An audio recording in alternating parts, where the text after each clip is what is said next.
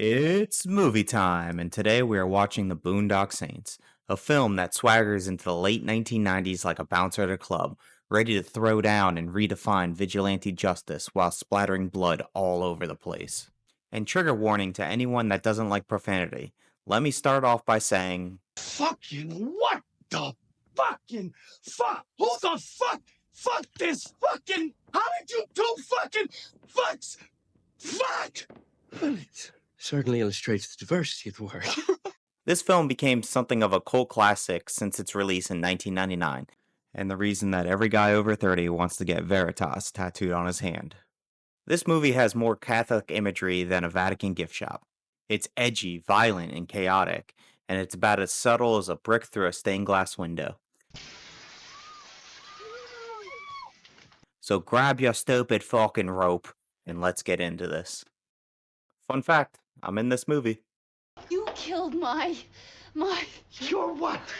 My... You're huh? Tell me that cat's name. Go ahead. You're what? You're precious little. Give me...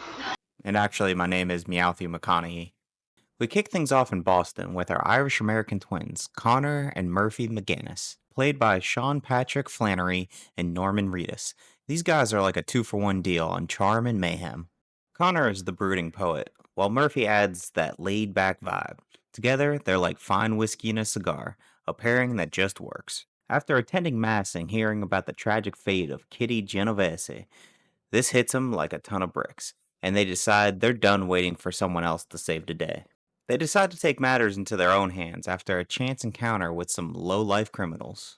And let me tell you, the film doesn't pull any punches when it comes to the bloodshed. And the pacing, meh. Let's just say it's a bit uneven. There are moments that drag and others that fly by like a bullet. The film's structure feels almost haphazard, jumping between flashbacks and present action, kind of like a sugar rush. But hey, if you're here for the ride, you might not mind the occasional detour. So fast forward to St. Patrick's Day, where the twins are celebrating when the Russian mob decides to crash in their party like a bad hangover. And cue the brawl. You can't help but cheer for these guys when they hand these thugs their lunch. You really feel their chemistry, especially in the brawl scenes. They're like a well-oiled machine, if you were using cooking oil instead of Mobil 1. They're dishing out punishment while quoting scripture with what can only be explained as having the Lord on their side. It's oddly poetic and just plain badass. Now before we get too caught up in the action, let's address the elephant in the room, the film's message. And I'm sure the word you were looking for was symbolism. What is the symbolism there? The Boondock Saints presents itself as a deep exploration of moral injustice. The brothers become the self-proclaimed holy avengers, claiming to get rid of the world's evil in a way that's somewhat reminiscent of biblical zealotry. But does it really dive deep into these themes, or is it just a lot of stylish violence wrapped up in a brooding monologue? I mean, it's glorious, but let's face it, this flick's all about glorifying street justice wrapped in a green bow. It's like if Batman and Lucky Charms had a baby. You won't be taking me lucky cereal. Part of the nutritious breakfast. Sweet, chaotic, and packed with just enough whimsy to make you question whether you're dreaming or about to be served a bowl of justice. So after a little divine intervention, the twins decide that their holy mission is to get rid of the world's evil.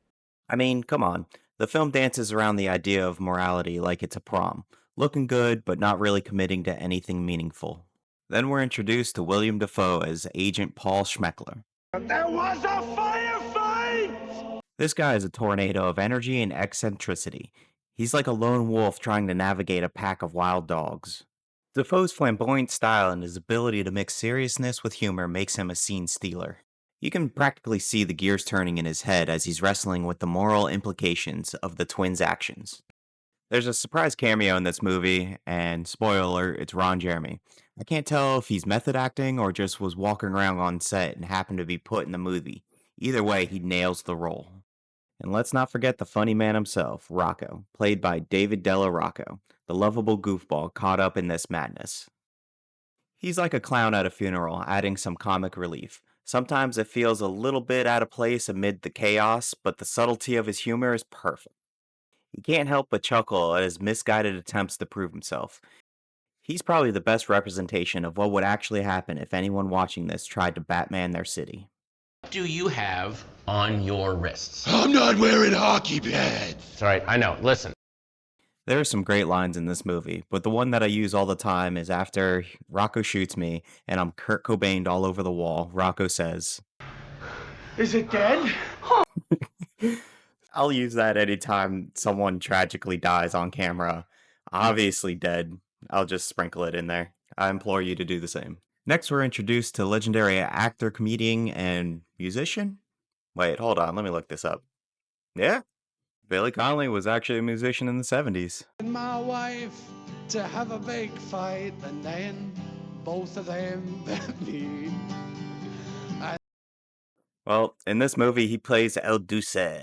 He's the mafia's fixer. You got a problem that involves giving someone lead poisoning quick, then this is your guy. The only problem is, he's in jail. And in an ironic turn of events, the same system that the twins are trying to fight is the same one that gets El Duce out of jail almost immediately. Conley brings a gravitas that is hard to match. He is bone-chillingly cold in every scene that he's in. The question is not how far. The question is, do you possess the Constitution?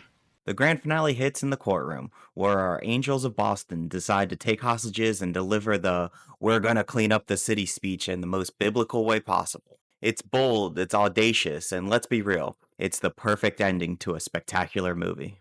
They expect to walk away heroes after this. Let's let the people decide. Every major city. These guys are playing God. I mean, this whole religious twist. Who the hell do they think they are? Hell yeah, I believe in capital punishment. If they let me, I'd pull the switch. Get them all! Kill them all! So what's the final takeaway? The Boondock Saints is a wild, blood-soaked ride that revels in its own excess. Overall, it's a hell of a better movie than it should have been with the budget it was working with. The cast of the MacManus brothers and their motley crew bring a chaotic symphony to life, delivering a performance that sticks with you like a catchy tune. I haven't seen this movie in probably 10 years, and watching it again made me love it even more. If you haven't seen it, then watch it, and if you have watched it, then watch it again. And until next time, I'll catch you on the flip side.